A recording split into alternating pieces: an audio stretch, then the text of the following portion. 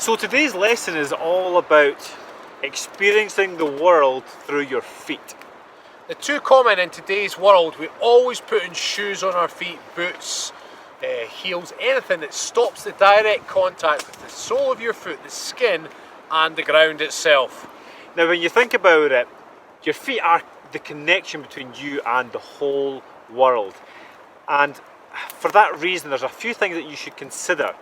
The first one, the physical nature of your feet. You've got multiple bones, multiple joints through your toes, through the feet themselves, through the ankles, that should be able to move. They should be able to sort of twist and turn according to the ground that you're working on.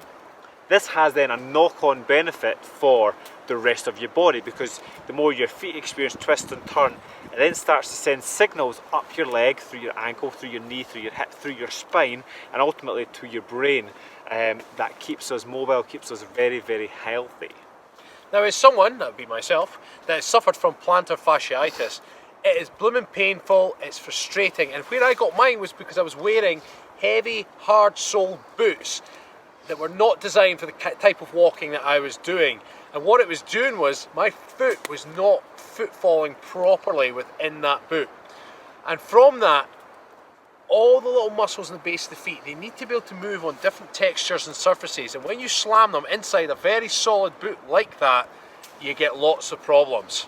So that's the physical side of things. And I guess the next point is a little bit physical as well, but we're talking about the energy balance between you and the world.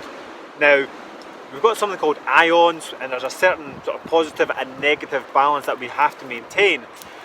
And as you know, the best way to stop electricity is by having a rubber surface. You know, that's why we've got rubber tyres in your car, we've got rubber soles in your feet, we're constantly indoors, we're always protecting ourselves. And how often, I mean, I bet there's a bunch of people watching this right now that can't remember the last time they walked outdoors in their bare feet. And this energy transfer is very important for your health, your well-being, for your mental, emotional well-being as well. Now, much like children when they're young, they want to explore different textures, different feelings. When you're out and about, try and treat your feet like children. You want to get out, you want to allow them to feel all these different surfaces. You know, really get them challenged over uneven surfaces, soft surfaces, slightly firmer, hot, cold. Really give them the sensations that they deserve. So this is our challenge to you, is to step one. Step one? Is before we even start talking about nature and everything else, as soon as you get home, take your shoes and your socks off and just walk barefoot in your own house. Okay, this is step number one. This is the absolute bare minimum you should be doing, walking barefoot in your own home. From there, you're going to say, right, I'm going to walk in my garden on the grass in my bare feet, if of course you have a garden.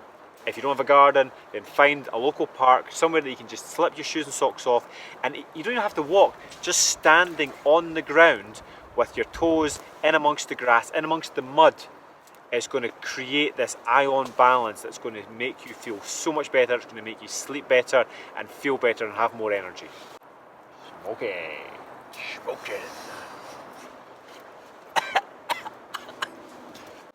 And in step 3, start exploring different textures. Get out. The obvious one that people go for is usually sand, if you can go near a beach. Or get into the grass, you can get into wearing mossy texture, woodland texture, logs, uneven surfaces. Really challenge the muscles on the base of your foot. And step 4 is just taking it to the extreme a little bit more. So, ice cold water. In the snow, if you're in a climate where it snows, get into the ice, and it's going to be very, very uncomfortable while you're in the cold water, while you're in the snow. But if you experience that, once you get out of it, the feeling is insane. It's such a good feeling. You'll feel like having a hug on your feet for the rest of the day. So experiencing the ice cold, and then like what we're doing right now, then warm them up. Get next to a fire. You've actually got a bunch of organisations who do hot coal walking, so you're actually walking over the hot coals, experiencing these smoky situations. So experiencing these different things, and what you're going to do is increasing the circulation in your feet. Now, I know a couple of people who have got very bad circulation in your feet, my wife being one of them, and actually going into the ice cold water might sound counterintuitive. You think, well, that's going to make things worse, but it's not. It's what the cold does, it constricts blood vessels. Kind of like my lungs at the moment. And but then the minute you get out, you get this rush of blood into your feet, which opens up these blood vessels, creating better circulation, which is going to transport all these awesome nutrients into your feet, making you super healthy. And you only have to experience this once for yourself, just once, and you will feel the benefits. The 4 steps to better foot health.